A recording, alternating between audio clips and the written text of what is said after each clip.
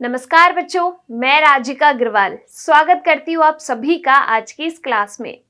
यहाँ पर हम पढ़ने वाले हैं कक्षा 12वीं का अध्याय नंबर 17 जिसका नाम है मृदा और भूमि संरक्षण।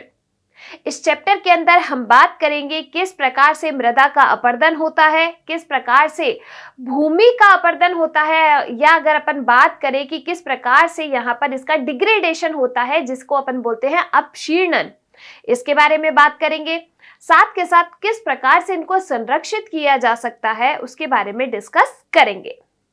आज की इस क्लास में हम बात करने वाले हैं दो छोटे टॉपिकों के बारे में, जिसमें हम सबसे पहले बात करेंगे मृदा अपरदन की और दूसरा जो है वो है आपका क्या, भूमि अपक्षीणन। दोनों में क्या डिफरेंस है देखिए। सबसे पहले बात करते हैं मृदा अपरदन की, जिसको अपन इंग्लिश में कहते हैं सॉइल इरोजन। ये होता क्या है सॉइल इरोजन? देखो, जो आपकी मृदा होती है ना, वो आपकी क्या है, ऊपरी लेयर है भूपर्पटी में। ये क्या है आपकी मृदा, ऊपरी लेयर है भूपर्पटी की। अब यहाँ पर ये जो मृदा है इसका किसी भी कारकों की वजह से, किसी भी कारणों की वजह से क्या हो जाता है, ये इस स्थान से हट जाती है। तो इसको अपन कहते हैं सॉइल इरोजन यानी कि मृदा अपरदन। अब जब यहाँ पर बात करते हैं भूमि अपक्षीणन की, इसको अपन क्या कहते हैं, लैंड डिग्रेडेशन कहा जाता है। लैंड डिग्रेडेशन कहा जाता है। अब इसका मतलब क्या है? देखो, जो भूमि है वो अपनी क्या है कि सबसे ठोस आधार भाग है आपकी भूमि। इसी भूमि की वजह से हमारा और अन्य जीवों का क्या होता है, भरण पोषण होता है। सिंपल सी बात है, हम जो है अपनी आवश्यकताओं की पूर्ति के लिए कृषि कार्य करते हैं। कृषि से अपन को फसल प्राप्त होती है जिससे अपना भरण पोषण होता है। घर में रहने के लिए मकान जो बनाते हैं अपन, वो भी भूमि के ऊपर ही बनाए जाते हैं। तो उसका क्या हो रहा है, यहाँ पर डिग्रेडेशन हो रहा है किन्हीं कारकों की वजह से, जिसको अपन क्या कहते हैं, भूमि अपक्षीणन कहा जाता है। अब बात करते हैं कि क्या ऐसे कारण है, मेन मुद्दा क्या है जिसकी वजह से ये दोनों चीजें हो रही है। तो देखो, सबसे मेन कारण जो है वो आपकी बढ़ती जनसंख्या है। क्या है मेन कारण? बढ़ती जनसंख्या। आपको पता है जनसंख्या बढ़ रही है। अब जनसंख्या जब बढ़ेगी तो आवश्यकताएं भी बढ़ेंगी, और इन्हीं आवश्यकताओं की पूर्ति के लिए ये जो चीजें हैं, मृदा अपरदन और भूमि अपक्षीणन, ये हो रहा है। क्योंकि देखिए, अगर अपन बात करें कि आवश्यकता, जैसे कि मान लीजिए जनसंख्या बढ़ेगी तो उनकी खाने की आवश्यकता भी बढ़ेगी, उसकी वजह से रहने के लिए भी जगह चाहिएगी, तो वहां पर भूमि का अपक्षीणन होता है, मृदा का अपरदन होता है। अब बात करें मृदा अपरदन जो है वो आपके किस किस कारकों की वजह से हो सकता है, तो देखो, ये आपके वायु और जल की वजह से हो सकता है। कैसे आपके वायु और जल की वजह से मृदा का अपरदन हो सकता है? जैसे मान लीजिए बारिश हो रही है, बारिश होने की वजह से जो आपकी बूंदें हैं वो एकदम से नीचे आती हैं, जिसकी वजह से वहां पर जो मिट्टी है वो वहां से हट जाती है, विस्थापित हो जाती है। उसी को अपन क्या कह देते हैं, मृदा अपरदन कह देते हैं। अब अगर अपन बात करें कि किस तरीके से वायु की वजह से होता है, जल की वजह से हमने देख लिया, किस तरीके से वायु की वजह से होता है। तो देखो, मान लीजिए बहुत ज्यादा तीव्र गति से, वेग से क्या चल रही है, हवाएं चल रही है, तो वो उस जगह की मिट्टी को उड़ा देती हैं। तो उसी को ही अपन क्या कहते हैं, मृदा अपरदन कहते हैं। क्लियर? छोटा सा एक बेसिक इंट्रोडक्शन था। अब अपन इसके बारे में यहाँ पर पढ़ते हैं। देखिए, मृदा अपरदन तथा भूमि अपक्षीणन। जनसंख्या में अत्यधिक वृद्धि के कारण आपके भूमि व मृदा संसाधनों पर अत्यधिक दबाव पड़ रहा है।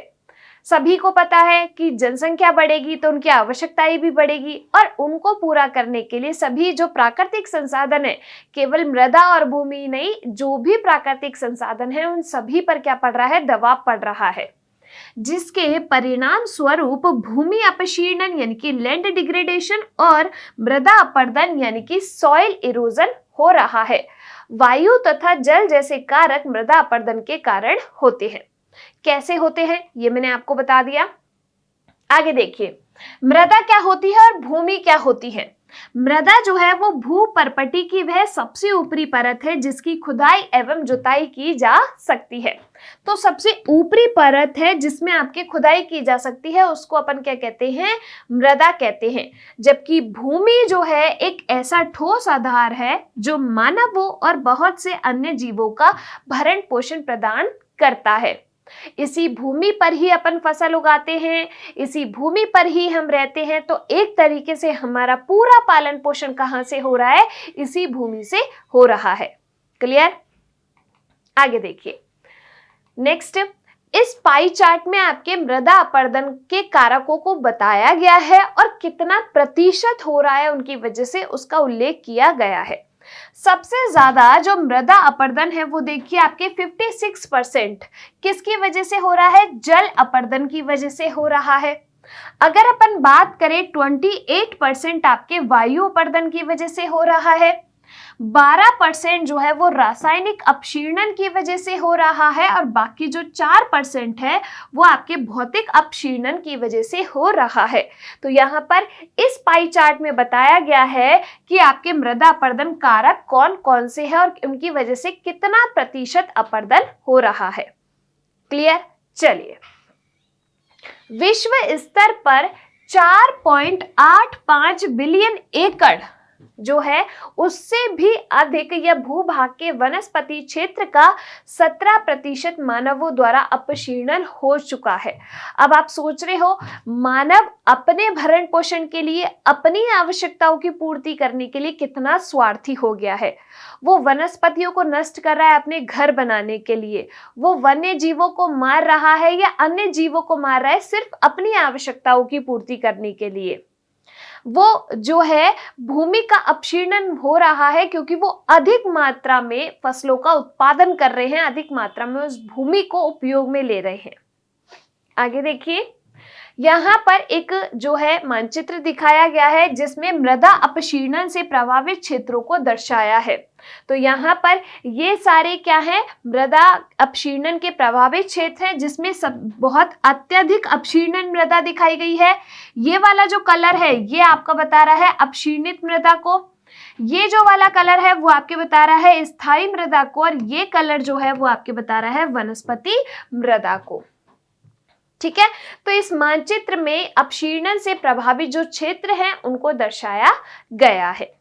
आगे देखिए, मृदा अपरदन, सबसे पहला टॉपिक हम यहाँ पर पढ़ते हैं मृदा अपरदन यानी कि सॉइल इरोजन किस वजह से होता है। देखिए, भूमि से शीर्षस्थ मृदा कणों का शिथिल हो जाना या इनका विस्थापन होना मृदा अपरदन कहलाता है। जैसे मान लीजिए ये ऊपरी सतह है, ये है आपकी मृदा की। अब यहाँ से पानी की ड्रॉप्स आई जिसकी वजह से यहाँ से ये जो मृदा के कण हैं वो क्या हो गए? यहाँ से हट गए, विस्थापित हो गए। इसी को क्या कहा? मृदा अपरदन, सॉइल इरोजन कह दिया। मृदा अपरदन एक प्राकृतिक प्रक्रिया है जो सभी प्रकार की भूमियों पर होती है। ठीक है, यह आपकी क्या है? एक नेचुरल प्रोसेस है। भूमि अपक्षीणन, लैंड डिग्रेडेशन, ये आपके भूमि की गुणवत्ता में आई कमी। भूमि की गुणवत्ता में कैसे कमी आ सकती है? तो तरह तरह की फसलें उगाई जाती हैं, तरह तरह की मशीनों का प्रयोग किया जा सकता है जिसकी वजह से जो हमारी लैंड है वो फर्टाइल नहीं रहती, यानी कि उसकी गुणवत्ता में क्या रह जाती है? कमी आ जाती है, जिसकी वजह से क्या होता है? भूमि अपक्षीणन होता है। भूमि अपक्षीणन के कारण भूमि की फसल उत्पादन क्षमता क्या हो जाती है? कम हो जाती है। आप देखेंगे जो कोई भूमि है जिस पर अपनी फसल उगाई जा रही है, जब स्टार्टिंग में फसल उगाई जाती है तो उस पर ज्यादा फसल उगती है, और जब धीरे धीरे तरह तरह की फसलें उस पर उगाई जाती है, तरह तरह के पीड़कनाशियों का प्रयोग किया जाता है, तो तरह तरह की मशीनों का उपयोग किया जाता है सिंचाई के लिए या खुदाई के लिए, तो वहां पर उस मृदा का जो आपकी लैंड है, जो भूमि है, उसका अपक्षीणन होता जाता है और जिसकी वजह से उसकी उत्पादकता में कमी आती है। स्टार्टिंग में वहां पर बहुत ज्यादा फसल उगती है, बट धीरे धीरे उसकी मात्रा क्या होती जाती है? कम होती जाती है। क्लियर? चलिए आगे देखिए, मृदा अपरदन की गति दो तरीके से होता है मृदा अपरदन, एक तो धीमी प्रक्रिया और एक तेज प्रक्रिया। देखिए, प्रकृति में मृदा अपरदन एक धीमी प्रक्रिया है अथवा भूवैज्ञानिक अपरदन जिसको अपन बोलते हैं, और एक तीव्र प्रक्रिया है जिसमें आपके वनोन्मूलन का मतलब क्या होता है, जो भी आपके वन है उनको काट देना, उनको जला देना या उनको हटा देना, वनों को नष्ट करना ही आपके क्या कहलाता है, वनोन्मूलन कहलाता है। बाढ़, बवंडरों अथवा अन्य मानवीय गतिविधियों के कारण हो सकती है, तो इसकी वजह से आपके क्या हो सकती है, मृदा अपरदन हो सकता है। सबसे पहले हम बात करते हैं भूवैज्ञानिक अपरदन की, जो कि एक धीमी प्रक्रिया है। भूवैज्ञानिक अपरदन एक धीमी प्रक्रिया है। इसका पहला चरण मृदा के निर्माण की प्रक्रिया है जिसे अपक्षयन यानी कि वेदरिंग कहते हैं। यह एक भौतिक रसायन प्रक्रिया है। इस प्रक्रिया के अंतर्गत चट्टानें हवा व पानी के द्वारा छोटे छोटे टुकड़ों में विभक्त हो जाती है, जिससे मृदा के कणों का निर्माण हो जाता है। देखिए, चट्टानें होती है बड़ी बड़ी, वो किन्हीं कारणों की वजह से क्या होती है, टूट जाती है, टूट टूट के आपकी एक लेयर बनाती है, जिसको अपन क्या कहते हैं, एक मृदा की लेयर कहा जाता है, वेदरिंग कहा जाता है, अपक्षयन कहा जाता है। ठीक है, चलिए दूसरा देखिए, त्वरित अपरदन। ये आपके क्या है, एक तेज रफ्तार वाली प्रक्रिया है। तो त्वरित अपरदन उस समय जब पृथ्वी का सुरक्षात्मक वनस्पति आवरण नष्ट हो जाता है। प्राकृतिक कारणों जैसे कि बाढ़ अथवा मानवीय गतिविधियों के कारण। अगर अपन बात करें कि मानवीय गतिविधियां, जैसे मान लो किसी को अपना घर बनाना है, उसने पूरे जो पेड़ है वो नष्ट कर दिए और वहां पर अपना घर बना लिया, उसकी वजह से मृदा अपरदन हो जाता है। ये एक फास्ट प्रोसेस है। आपके मान लीजिए वहां पर बाढ़ आ गई, तो बाढ़ की वजह से उधर की जो पूरी मिट्टी है वो बहकर चली जाएगी, हट जाएगी, तो उसकी वजह से आपके क्या होता है, त्वरित अपरदन होता है। खेती करना त्वरित अपरदन के लिए उत्तरदायी प्रमुख मानवीय गतिविधियों में से एक है। अब वहां पर खेती करना किसी एक जगह पर, वो आपके क्या है, एक प्रमुख कारण है त्वरित अपरदन का। क्लियर हुई बात? अपरदन समझ में आया किसको कहा जाता है? आगे देखिए, जिस भूमि पर खेती की जाती है वह वायु, जल जैसे प्राकृतिक कारणों के प्रति अति संवेदनशील होती है।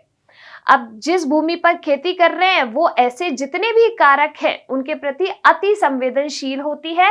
त्वरित अपरदन की दर व मात्रा प्राकृतिक भूवैज्ञानिक मृदा अपरदन की अपेक्षा बहुत अधिक होती है, क्योंकि हमने तो कहा ही है, इसका तो नाम ही त्वरित अपरदन है, जो कि आपके क्या चलेगी, एक तेजी से होने वाली प्रक्रिया है। क्लियर हुई बात? यहाँ पर मृदा अपरदन समझ में आया क्या होता है, किस किस तरीके से हो सकता है, दो तरीके की प्रक्रिया है उसके बारे में आपको समझ में आया यहाँ पर कंप्लीट। चलिए, दो छोटे टॉपिकों के बारे में एक छोटा सा इंट्रोडक्शन हमने यहाँ पर लिया है। इसी चैप्टर के अगले पार्ट के साथ हम मिलेंगे अगली क्लास में। अगर आपको क्लास पसंद आई है, आप इस क्लास को लाइक कीजिए। जो भी आपके डाउट्स है वो आप कमेंट सेक्शन के अंदर ड्रॉप कर सकते हैं। हम मिलेंगे अगली क्लास में। तब तक आप लोग खुश रहिए, स्वस्थ रहिए। धन्यवाद।